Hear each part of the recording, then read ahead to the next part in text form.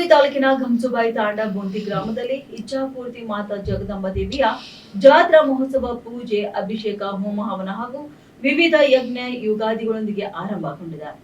ಕ್ಷೇತ್ರದ ಶಾಸಕ ಪ್ರಭು ಚೌಹಾಣ್ ಅವರು ಕುಟುಂಬಸ್ಥರು, ಗ್ರಾಮಸ್ಥರು ಮತ್ತು ಭಕ್ತರೊಂದಿಗೆ ಜಾತ್ರೆಯಲ್ಲಿ ಭಾಗವಹಿಸಿ ಇಚ್ಛಾಪೂರ್ತಿ ಮಾತಾ ಜಗದಂಬ ದೇವಿ, ಸಂತ ಸೇವಲಾಲ್ ಮಹಾರಾಜರು ಹಾಗೂ ಡಾಕ್ಟರ್ ರಾಮರಾವ್ ಮಹಾರಾಜರ ದೇವಸ್ಥಾನಗಳಲ್ಲಿ ಭಕ್ತಿಪೂರ್ವಕವಾಗಿ ಪೂಜೆಯನ್ನು ಸಲ್ಲಿಸಿದ್ದಾರೆ.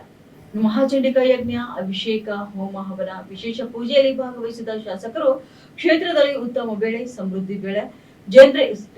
ಸಮೃದ್ಧ ಬೆಳೆ, ಜನರಿಗೆ ಆರೋಗ್ಯ ಮತ್ತು ಐಶ್ವರ್ಯ ಕರುಣಿಸಲಿ ಎಂದು ಪ್ರಾರ್ಥಿಸಿದರು.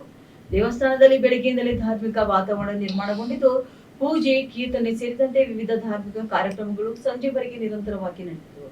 ಇನ್ನು ವಿವಿಧೆಡೆಯಿಂದ ಭಕ್ತಾದಿಗಳು ಆಗಮಿಸಿ ದೇವಿಯ ಆಶೀರ್ವಾದ ಪಡೆದಿದ್ದಾರೆ.